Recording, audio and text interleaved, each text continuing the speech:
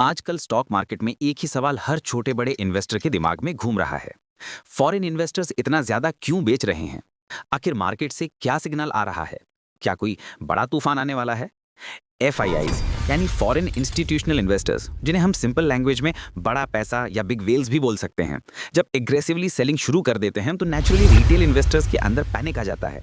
लोग सोचते हैं कि अगर बड़े लोग भाग रहे हैं तो क्या हमें भी भागना चाहिए?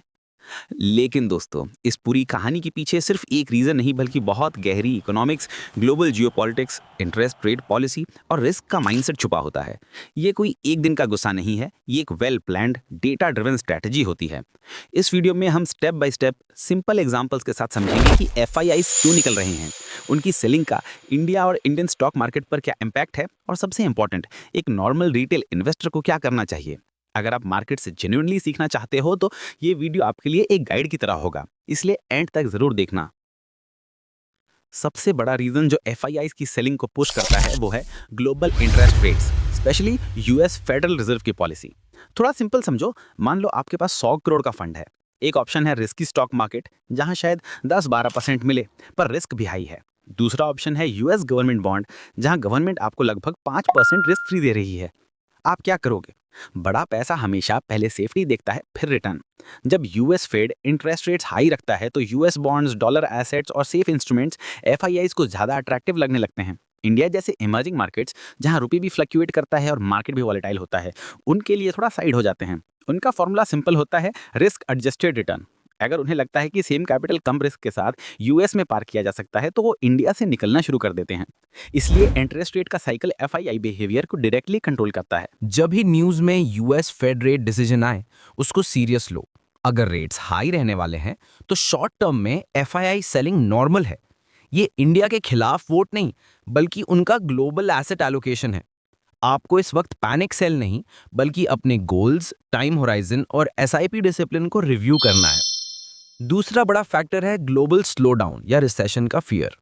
यूएसए, यूरोप, जापान, इन बड़े देशों में जब डिमांड स्लो होती है, जीडीपी का ग्रोथ कम होता है, फैक्ट्रीज कम प्रोडक्शन कर रही होती हैं, तो ग्लोबल फंड्स एक ही चीज करते हैं, रिस्क कम करो।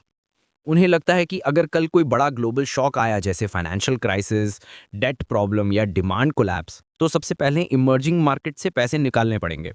तो वो पहले से ही अपनी एक्सपोजर ट्रिम कर देते हैं। ये पैनिक नहीं, प्लानिंग होती है। रिटेल इन्वेस्टर को लगता है कि ये लोग डर के मारे बेच रहे हैं, लेकिन असल में ये लोग अपने रिस्क मॉडल्स फॉलो कर रहे होते हैं। जैसे आपको लगता है जॉब रिस्की हो रही है, तो आप अपने खर्च थोड़े कंट्रोल कर देते हो। वैसे ही एफआईआईज भी अपना रिस्क एक्सपोजर ग्लोबल स्लोडाउन के फियर में कंट्रोल करते हैं। ग्लोबल स्लोडाउन का इम्पैक्ट हमेशा इक्वल नहीं होता।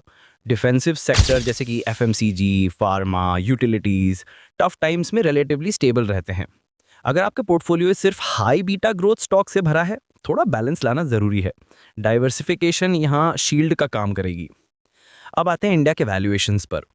इंडिया आज वर्ल्ड के सबसे एक्सपेंसिव इक्विटी मार्केट्स में से एक है। मतलब हम क्वालिटी तो है, पर महंगे भी बहुत हो गए हैं। Price to earnings, price to book, market cap to GDP, इन सब मैट्रिक्स से एफआईआईज को लगता है कि इंडिया थोड़ा ओवर प्राइस जोन में चला गया है। एफआईआईज क्या चाहते हैं? जहां 100 रुपए डाल के 300-500 रुपए बनने का चांस हो, उनके लिए अंडर वैल्यूड या फेयरली वैल्यूड मार्केट ज्यादा अट्रैक्टिव होते हैं। जब वैल्यूएशंस हाई होते हैं तो एफआईआई के दिमाग में एक चीज आती है कि यहां से अगर मार्केट 20-30% गिर गया तो मेरा क्या होगा। उनका रिस्क रिवॉर्ड रेशियो खराब हो जाता है। इसलिए वो सोचते हैं बेटर है अब प्रॉफिट बुक कर लूं, बाद में सस्ता मिले तो वापस आ जाऊंगा। हाई वैल्यूएशंस का मतलब ये नहीं होता कि आपको मार्केट से भागना है। बस ये समझना है कि अगले कुछ सालों में रिटर्न्स थोड़े मॉडरेट हो सकते हैं। ऐसे टाइम पे एसआईपी कंटिन्यू रखो, over hyped over price stock से थोड़ा दूर रहो, क्वालिटी बिजनेसेस पर फोकस करो जिनके अर्निंग्स जेन्युइनली ग्रो कर रहे हैं।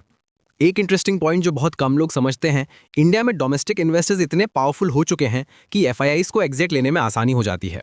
पहले क्या होता था, एफआईआई सेलिंग का मतलब डायरेक्ट क्रैश। अब क्या हो रहा है, SIP inflows every month 20,000 plus crore, mutual funds हर डिप पे बाय कर रहे हैं, रिटेल इन्वेस्टर्स लॉन्ग टर्म के लिए पैसा डाल रहे हैं।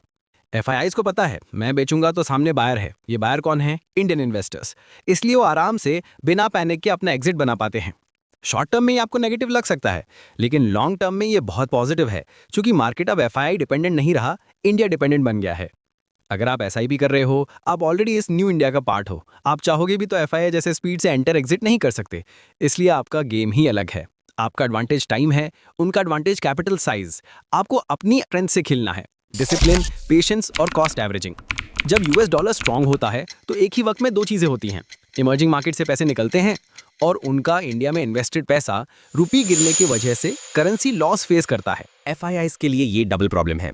उन्हें लगता है अगर मैं अभी बेच दूं तो मुझे डॉलर टर्म्स में बेटर वैल्यू मिल जाएगी, बाद में अगर रुपी और गिर गया तो मेरा लॉस और बढ़ेगा।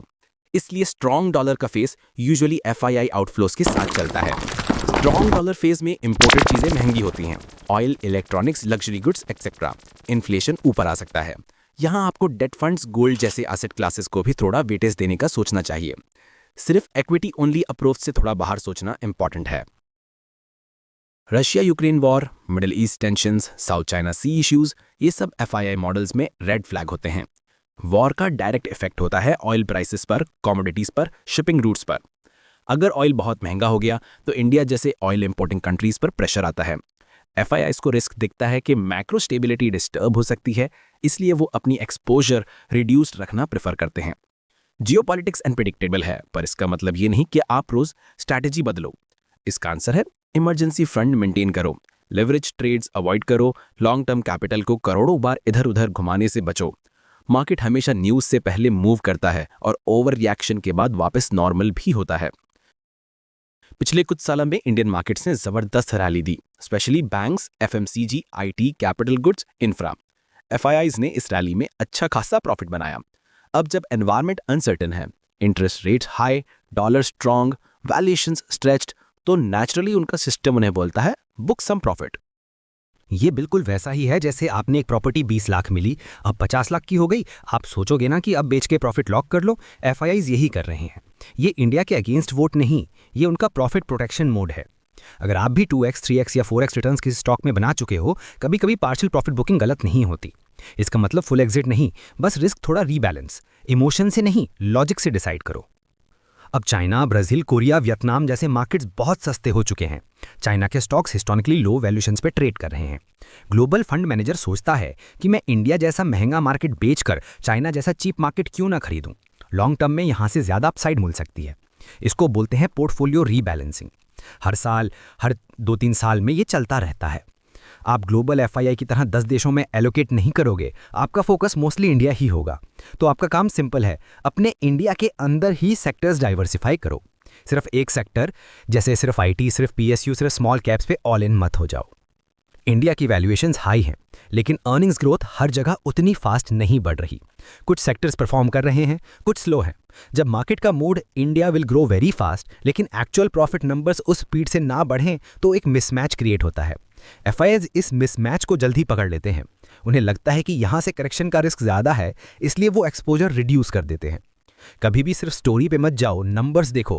कंपनी का sales growth, profit growth, debt level, cash flow, ये सब देखना सीखो। अगर वैल्यूएशन स्काई हाई है और अर्निंग्स नॉर्मल है तो वहां रिस्क ज्यादा है। शॉर्ट टर्म में एफआईआई सेलिंग का इंपैक्ट ऑब्वियस होता है। इंडेक्स वॉलेटाइल हो जाता है, मिड कैप स्मॉल कैप्स में तेजी से गिरावट आ सकती है, सेंटिमेंट्स नेगेटिव हो जाता है और मीडिया पैनिक फैला देता है। लेकिन लॉन्ग टर्म में क्या होता है? इंडिया की इकोनॉमी अब सिर्फ फॉरेन कैपिटल पे डिपेंडेंट नहीं रही। हमारे पास स्ट्रॉन्ग डोमेस्टिक कंजम्पशन है, गवर्नमेंट की एपेक्स है, डिजिटल बैकबोन है, राइजिंग मिडिल क्लास है, मैन्युफैक्चरिंग पुश है। ये सब मिलकर इंडिया को रेजिलिएंट बनाते हैं। एफआईआई सेलिंग हमेशा सिक्लिकल रही है। 2008, 2013 और 2020 में भी उन्होंने हेवी सेलिंग की थी और फिर कुछ सालों बाद वही लोग वापस इंडिया में बाइंग मोड में आ गए। ब्रेन रिटेल के लिए final solution. FII selling doesn't equal India finished. FII selling doesn't equal guaranteed crash. FII selling equals short-term pressure plus long-term opportunity for patient investors. आपको बस ये करना है, SI पे डिसिप्लिन रखना है, ओवर लेवरेज ट्रेडिंग अवॉइड करना है, लॉन्ग टर्म क्वालिटी एसेट्स को पैनिक में डंप नहीं करना, हर क्रैश को लर्निंग प्लस एक्यूमुलेशन अपॉर्चुनिटी के रूप में देखना है। And conclusion, game short term उनका, लॉन्ग टर्म आपका। तो दोस्तों, एफआईआई सेलिंग का रीजन कोई एक छोटा सा फैक्टर नहीं है, ये पूरे ग्लोबल मैक्रो सेटअप का रिजल्ट है। High interest rates, strong dollar, global slow down fear, India की हाई वैल्यूएशंस, जियोपॉलिटिक्स और पोर्टफोलियो रीबैलेंसिंग। लेकिन इन सब के बीच एक बात याद रखो, इंडिया की लॉन्ग टर्म ग्रोथ स्टोरी अभी भी बहुत स्ट्रांग है। आने वाले 10 साल को एक्सपर्ट्स इंडियाज डेकेड बोल रहे हैं, और उसका सबसे बड़ा बेनिफिशियरी कौन हो सकता है? वो इन्वेस्टर जो पैनिक में सेल नहीं करता बल्कि समझकर प्लान के साथ इन्वेस्ट करता है। पैनिक से पैसा नहीं बनता, प्रोसेस से, पेशेंस से और अंडरस्टैंडिंग से पैसा बनता है।